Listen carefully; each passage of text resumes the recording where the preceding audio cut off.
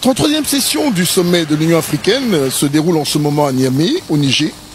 et cela pour les dates du 4 au 8 juillet 2019. C'est dans ce palais des congrès qui se trouve derrière nous que les chefs de l'État, en ce dimanche, ouvrir cette session extraordinaire à laquelle va bien sûr participer Son Excellence Félix-Antoine Tshisekedi Tshilombo, président de la RDC, mais également deuxième vice-président de l'Union africaine. Il est par ailleurs attendu ce samedi après-midi dans la capitale nigérienne. Il est à noter qu'il va y rejoindre la première dame Denise Nyakero Tshisekedi, qui elle est arrivée il y a 24 heures et qui participe déjà à la 23e réunion des premières dames d'Afrique pour le développement, au PAD en cycle, qui se tient en marge du sommet de l'Union africaine. Il s'agira, durant ce sommet extraordinaire, de discuter sur la zone de libre-échange continentale, ZLEC en cycle, et surtout de la problématique de la Libye. La zone de libre-échange continentale a vu le jour le 30 mai 2019, après que 22 présidents l'aient entériné. Et par ailleurs, la grande nouvelle, c'est depuis ce week-end, le Nigeria qui a marqué son accord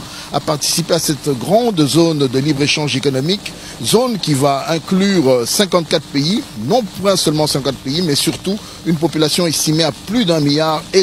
d'habitants, ce qui l'amènerait à être la première zone d'échange économique au monde. Donc le challenge pour les Africains que nous sommes demain sera simplement de pouvoir produire des biens, de pouvoir produire des produits qui soient à la hauteur des standards des marchés internationaux afin de ne pas servir de marchepied à la Chine ou à d'autres pays qui nous environnent. Ainsi donc, chacun de nous comprend l'importance de ce sommet et nous prions que les chefs d'État à partir de demain dimanche vont se décider pour entériner le siège de la zone de libre-échange économique continentale, car le projet qui a été proposé par les ministres en session les jeudis et vendredis ont été pour la ville d'Accra, au Ghana. Nous espérons que cette ville sera entérinée et que bientôt les choses vont se mettre en place pour que enfin l'Afrique puisse connaître ce grand développement qui, d'après les spécialistes, pourrait mener à une augmentation de 33% du chiffre d'affaires des échanges commerciaux en Afrique.